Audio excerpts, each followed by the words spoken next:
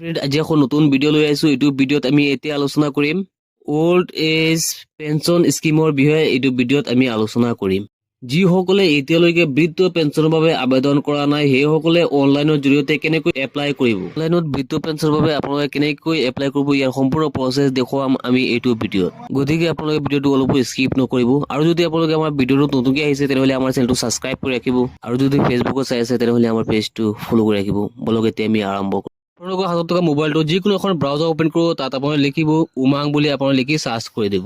এই পেজটোত অহাৰ লগে লগে আপোনালোকে ওপৰত পাব 3 লাইন। এই 3 লাইনত আপোনালোকে অ'কে কৰি দিব। লেফ্ট চাইডত ওপৰত আপোনালোকে পাই যাব লগ ইন এণ্ড ৰেজিষ্টাৰ। এই অপশ্যনটোত আপোনালোকে ক্লিক কৰি দিব। তাৰপিছত আপোনালোকৰ সন্মুখত আহি যাব উমাং পৰ্টেলত আপোনালোকে লগ ইন কৰিবলৈ অপশ্যন আহি যাব। যদি আপোনালোকৰ আগতে ৰেজিষ্টাৰ কৰা থাকে তেনেহ'লে আপোনালোকে এতিয়া লগ ইন কৰি ল'ব, আৰু যদি আপোনালোকে ৰেজিষ্টাৰ কৰা নাথাকে তেনেহ'লে আপোনালোকে এতিয়া ৰেজিষ্টাৰ কৰিব। যদি আপোনালোকে আগতে ৰেজিষ্টাৰ কৰা নাই, এতিয়া আপোনালোকে ৰেজিষ্টাৰ কৰি ল'ব অতি সহজতে।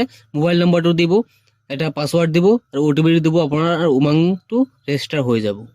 হোৱাৰ পিছত আপোনালোকৰ সন্মুখত এই পেজটো ওলাই আহিব। আপোনালোকে ইয়াত চাৰ্চ অপশ্যন পাব। এই চাৰ্চ অপশ্যনটোত আপোনালোকে NSAP লিখি আপোনালোকে চাৰ্চ কৰি দিব। ইয়াত আপোনালোকে পাব NSAP এপ্লাই অনলাইন। এই অপশ্যনটোত আপোনালোকে ক্লিক কৰি দিব। অলপ লোডিং লৈ নেক্সট এটা পেজ ওলাই আহি যাব। ইয়াত আহি গৈছে apply online, application details, account details, Aadhaar verification. এতিয়া আমি প্ৰথমতে এপ্লিকেশ্যন ডিটেইলছটো ফিল আপ কৰিব লাগিব। এতিয়া আপোনালোকে স্কিম নেমত অ'কে কৰিব। ইয়াত আপোনালোকে 2 নম্বৰত যিটো পাব IGNOAPS, এই অপশ্যনটোত আপোনালোকে ক্লিক কৰি দিব। তাৰপিছত আপোনালোকে পাব ষ্টেটটো আপোনালোকে দি দিব। আপোনালোকে ষ্টেটটো আছাম হয়তো আপোনালোকে দি দিব। ডিষ্ট্ৰিক্টটো আপোনালোকে নিজৰ নিজৰ ডিষ্ট্ৰিক্ট যিটো হয় সেই ডিষ্ট্ৰিক্টটো আপোনালোকে নিজৰ নিজৰ ডিষ্ট্ৰিক্টটো ইয়াত দি দিব। তাৰপাছত পাব আপোনালোকে এৰিয়াত অ'কে কৰাৰ লগে ৰুৰেল আৰু আৰবান আহি যাব। যদি গাঁৱত হয় ৰুৰেল দিব, যদি চহৰত হয় আৰবান দিব। তাৰপিছত আহিব চাব ডিষ্ট্ৰিক্ট। আপোনালোকে ইয়াত অ'কে কৰি চাব ডিষ্ট্ৰিক্ট এটা দি দিব। আপোনালোকে যিটো চাব ডিষ্ট্ৰিক্ট হয় সেইটো দি দিব। তাৰপিছত আপোনালোকে পাব গাঁও পঞ্চায়ত বা ৱাৰ্ড। ইয়াৰ পৰা আপোনালোকে যিটো গাঁও পঞ্চায়ত হয় গাঁও পঞ্চায়তৰ নামটো আপোনালোকে ইয়াত দি দিব। তাৰপিছত আপোনালোকে পাব ভিলেজ। ইয়াৰ পৰা আপোনালোকে ভিলেজ যিটো হয় গাঁৱৰ নামটো আপোনালোকে ইয়াত দি দিব। তাৰপিছত হেবিটেশ্যনটো আহি যাব, ইয়াত আপোনালোকে দি ল'ব। তাৰপিছত আহি যাব আপোনালোকৰ নেম, আপোনাৰ নিজৰ নামটো যেনেকৈ আছে ডকুমেণ্টছত ঠিক তেনেকৈ আপোনালোকে নামটো ইয়াত দি দিব। তাৰপিছত আহিব হাজবেণ্ড এণ্ড ফাদাৰ্ছ নেম, দুটাৰ পৰা যিকোনো এটা দি দিব। তাৰপিছত আহিব জেণ্ডাৰটো আপোনালোকে দিব। ডেট অফ বাৰ্থটো আপোনালোকে ইয়াত অ'কে কৰিব। প্ৰথমতে আপোনালোকে চনটো দি দিব, যিমান চনত জন্মগ্ৰহণ কৰিছে সেই চনটো আপোনালোকে ইয়াৰ পৰা চিলেক্ট কৰিব। তাৰপিছত আপোনালোকে মাহটো ইয়াৰ পৰা চিলেক্ট কৰিব। মাহটো চিলেক্ট কৰাৰ পিছত আপোনালোকৰ সন্মুখত আহি যাব ডেট, তাৰিখটো আপোনালোকে ইয়াৰ পৰা চিলেক্ট কৰি দিব। ডেট অফ বাৰ্থটো দিয়াৰ পিছত অট'মেটিক এজটো কিমান আছিলে অট'মেটিক আহি যাব। তাৰপিছত আহিব কাষ্ট, জেনেৰেল আছে আৰু কিবা কিবি আছে, যাৰ যিটো হয় এইটো দি দিব। আমি জেনেৰেলটো দি দিছোঁ। তাৰপিছত আহিব এড্ৰেছটো আপোনালোকৰ নিজৰ এড্ৰেছটো ইয়াত দি দিব। এড্ৰেছটো দিয়াৰ পিছত ইয়াত আহি যাব পিন কোড। পিন কোডটো আপোনালোকৰ যিটো হয় সেই পিন কোডটো দি দিব। দিয়াৰ পিছত নেক্সট অপশ্যনটোত অ'কে কৰি দিব। এতিয়া আহিছে একাউণ্ট ডিটেইলছ। তলত আহিছে বেনিফিচিয়াৰী নাম। ইয়াত একাউণ্টত যেনেকৈ নামটো আছে তেনেকৈ নামটো দিব। তাৰপিছত মোবাইল নম্বৰটো দিব।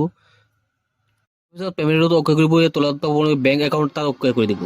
বেংক একাউণ্ট অপশ্যনটো অ'কে কৰাৰ লগে লগে তলত চাব আপোনালোকে আহি গৈছে বেংক একাউণ্ট ডিটেইলছ। ইয়াত আপোনালোকে বেংক একাউণ্ট ডিটেইলছটো আপোনালোকে ইয়াত দিব লাগিব।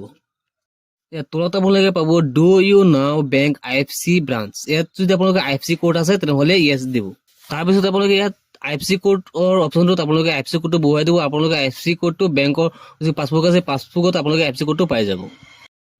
ইয়াত IFC কোডটো দিয়াৰ লগে লগে আপোনাৰ একাউণ্টৰ গোটেইখিনি ডিটেইলছ ইয়াত লৈ ল'ব। ইয়াত state name, district, bank, branch গোটেইখিনি নাম অট'মেটিক ইয়াত আহি যাব। আপোনালোকে তলত বেংক একাউণ্ট নম্বৰটো আপোনালোকে ইয়াত দি দিব, আৰু তলত আপোনালোকে নেক্সট অপশ্যন পাব। নেক্সট অপশ্যনটোত আপোনালোকে অ'কে কৰি দিব। ইয়াত আপোনালোকে পাব নেম এজ পাৰ আধাৰ কাৰ্ডত আপোনালোকৰ যেনেকৈ নামটো আছে ঠিক তেনেকৈ আপোনালোকে নামটো দিব। তাৰপিছত আপোনালোকে আধাৰ কাৰ্ডৰ নম্বৰটো ইয়াত বহুৱাই দিব। তাৰপিছত দিয়া আছে আপলোড ফটো। ইয়াত আপোনালোকে আধাৰ কাৰ্ডৰ ফ্ৰণ্ট ছাইডটো আপোনালোকে 1 কপি ফটো আপোনালোকে ইয়াত আপলোড কৰিব লাগিব। সেইটো হ'ব লাগিব আপোনালোকৰ JPG বা PNG আকাৰত। এইটো চাইজটো হ'ব লাগিব আপোনাৰ 50 KBৰ ভিতৰত, কিন্তু 50 KB ওপৰত হ'লে ইয়াত আপলোড নহ'ব। তাৰপিছত এইটো আপলোড কৰাৰ পিছত আপোনালোকে প্ৰিভিউ এটা অপশ্যন পাব। এইটো অ'কে কৰি আপোনালোকে চাব পাৰিব আপোনালোকৰ ক'ৰবাত কিবা ভুল হৈছে নেকি। যদি ভুল হয় তেনেহ'লে আপোনালোকে এইটো সংশোধন কৰিব পাৰিব। আৰু যদি চাই আপোনালোকে ইয়াত একো ভুল ভ্ৰান্তি হোৱা নাই তেনেহ'লে আপোনালোকে ছাবমিট অপশ্যনটোত অ'কে কৰি আপোনালোকে ছাবমিট কৰি দিব পাৰে। তাৰপিছত আপোনালোকে ছাবমিট অপশ্যনটোত অ'কে কৰি ছাবমিট কৰি দিব পাৰিব। বৃদ্ধ পেঞ্চনৰ বাবে আপোনালোকে অনলাইন কেনেকৈ এপ্লাই কৰিব ইয়াৰ সম্পূৰ্ণ প্ৰচেছটো মই ইয়াত দেখুৱাই দিলোঁ। আজিৰ ভিডিঅ' এইখিনি আছিলে, আৰু আপোনালোকে সকলোৱে বুজি পাইছে।